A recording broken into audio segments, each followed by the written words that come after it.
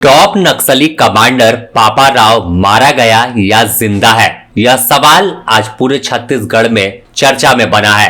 लोग आपस में चर्चा कर रहे हैं कि क्या फिर इस बार पापा राव भाग निकला या जवानों की सटीक गोली उसके सीने में उतर गई। इस पूरे मामले पर चर्चा के बीच हम आपको बताएंगे कि आखिर पापा राव कहां है और उसके साथ क्या हुआ। क्या वह बीजापुर के जंगल में मारा गया है या फिर इस बार भी अपनी बटालियन को आगे कर अपने दस्ते को लेकर भाग निकला है। सबसे पहले बात शनिवार की कर लेते हैं। शनिवार को एक खबर पूरे देश में चर्चा में बनी जब नक्सलियों के खिलाफ निर्णायक लड़ाई की शुरुआत बीजापुर में की गई और जवानों को सूचना मिली कि बीजापुर के नेशनल पार्क इलाके में बीहड़ के बीच बैठकर नक्सली कोई रणनीति बना रहे हैं। इसमें टॉप नक्सली पापा राव भी शामिल है। सूचना के बाद तुरंत एक ऑपरेशन शुरू हुआ। इस ऑपरेशन में सीआरपीएफ, डीआरजी और अन्य सेंट्रल फोर्सेस के जवान आगे बढ़ने लगे।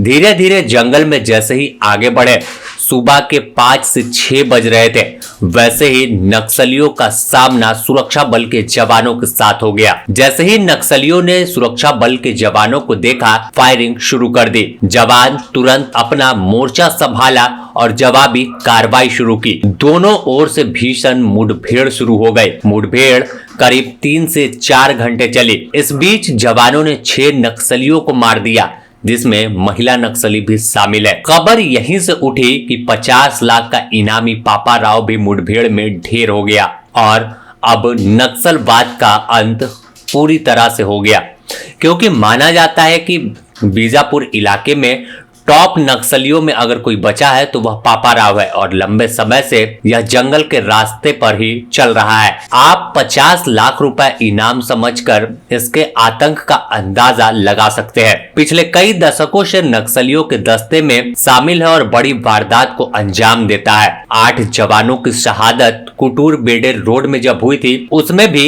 इसी की भूमिका सामने आई थी। लेकिन मुठभेड़ के 3 दिन बाद अब इसका 100 नहीं बरामद किया गया, जब इसी से सवाल उठ गया कि पापा राव फिर भाग निकला है और पापा राव जिंदा है और ना ही इसके मारे जाने की पुष्टि अब तक पुलिस ने की है। ऐसे में अब जान लेते हैं कि पापा राव कौन है। तो पापा राव एक कुख्यात खतरनाक नक्सली है जिस पर 50 लाख का इनाम है। Bhairamgarh west Bastar area committee से जुड़े कई हमलों में शामिल रहा है और इसके खिलाफ 40 से अधिक मुकदमे दर्ज है। पुलिस अधिकारियों के मुताबिक पापा राव हथियार मुहैया कराने को लेकर काम करता है, साथ ही नए कैडर की भर्ती और पीएलजीए यानी पीपुल लिबरेशन गुरिल्ला आर्मी की व्यवस्था की पूरी जिम्मेवारी इसके कंधे पर है। तो समझ सकते हैं कि जब पीएलजीए की व्यवस्था यह देख रहा है, नई भर्ती कैसे होगी कैडरों की, उसकी जिम्मेवारी संभाल रहा है, हथियार कि कैसे जंगल में लड़ाई जवानों से लड़ना है, नक्सलियों को तमाम अपने दस्ते के साथियों को यह वेस्ट एरिया में हथियार की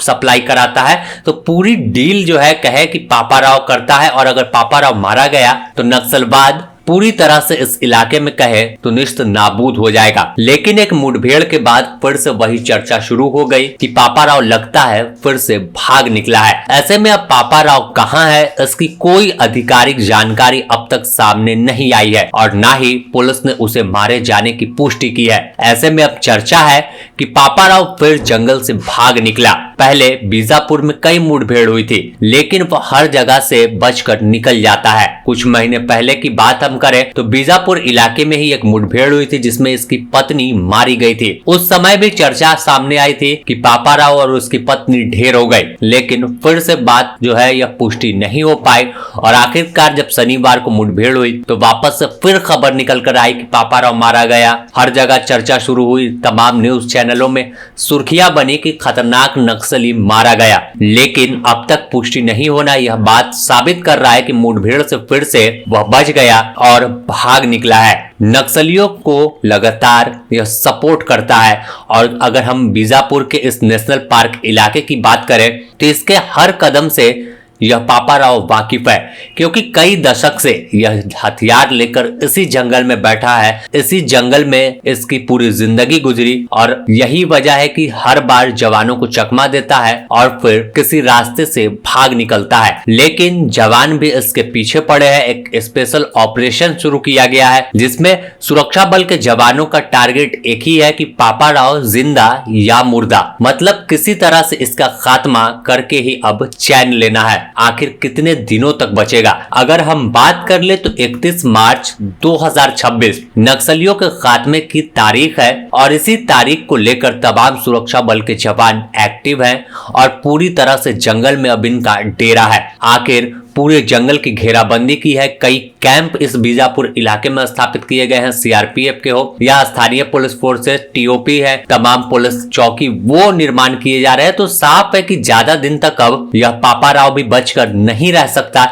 यह बात इसे भी पता है क्योंकि उसके तमाम बड़े कैडर जो इससे भी बड़े सेंट्रल कमेटी सदस्य हैं या फिर पोलित ब्यूरो मेंबर हैं वह मारे गए हैं। चाहे फिर बसव राजू, हिड़मा, ऐसे इन माओवादियों के मारे जाने की भी खबर कई बार खूब वायरल हुई थी, खूब सुर्खियों में थी कि मारे गए, लेकिन हर बार इस खबर की पुष्टि नहीं होती थी और फिर बात सामने आ जाती थी कि हिड़मा जिंदा है और इस बड़ी वारदात को अंजाम दे चुका है। तो कहीं से खबर आती थी, करेगुट्टा इलाके की बात कर ले बीजापुर के, तो वहां से कि बसव राजू नक्सलवाद को आगे बढ़ा रहा है। लेकिन जिस तरह से आखिरकार एक लड़ाई शुरू हुई जिसमें टारगेट पर बसव राजू रहा और करेगुट्टा की पहाड़ी में 56 दिनों के ऑपरेशन में बसव राजू को ढेर कर दिया गया। तो फिर आपको जैसे हिड़मा को मार दिया गया, तो तमाम नक्सलियों का अंत अब करीब है क्योंकि उनके पास अब उतना हथियार, गोला बारूद नहीं बचा, उनके पास अब सूचना नहीं बची क्योंकि ग्रामीण भी अब विकास का रास्ता चुन रहे हैं ना कि जंगल का रास्ता। तो यानी कई क्लू है जिसके आधार पर अब सुरक्षा बल के जवान आगे बढ़ रहे हैं और जल्द ही यह भी खबर की पुष्टि होगी कि अब खतरनाक नक्सली पापा राव भी ढेर हो गया है। बने रहे द न्यूज पोस्ट के साथ, इससे जुड़ी और भी अपडेट आपको देंगे।